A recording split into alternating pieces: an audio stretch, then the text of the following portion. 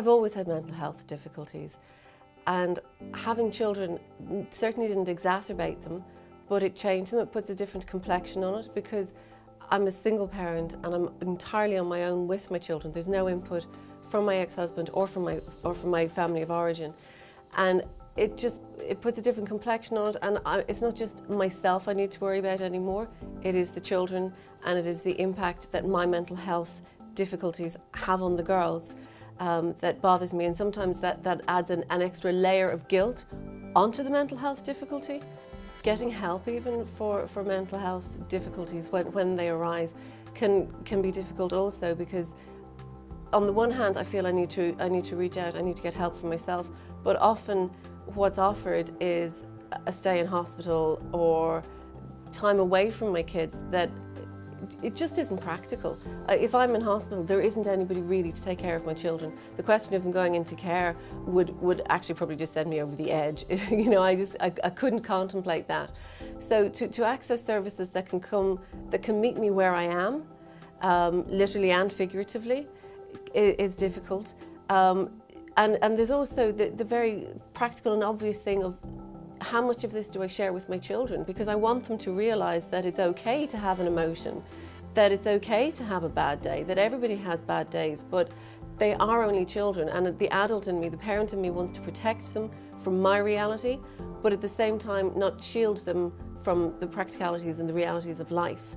In recent years, I've been more open about my mental health difficulties because I think it's fairer on the children, because children being children, they're very intuitive, and when it's only the three of us in the house together, they pick up an awful lot on how I'm feeling and how each other is feeling anyway. So to try and shield them from my reality isn't doing them any good, and I think also that children's imaginations are quite overactive, and if I don't give them some information, what they imagine will be 50 times worse than what things actually are. So I will say, look, I'm really not having a good day. More and more recently, if I've needed a mental health day, I will say, I'm not actually getting up today, I'm going to just have a day off. And fortunately my children are old enough that they know how to cook a meal, they know how to make coffee and bring it up to me when I'm in bed, and you know, the accompanying bit of chocolate doesn't hurt either.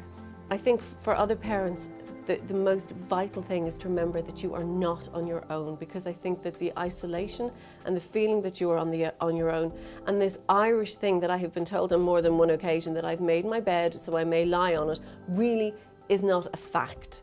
And feelings aren't facts. Feelings are valid, but they're just feelings. The fact is that you are not on your own. The fact is that you can reach out to services and you can access help. And I think the real thing to remember is that you need to do that sooner rather than later.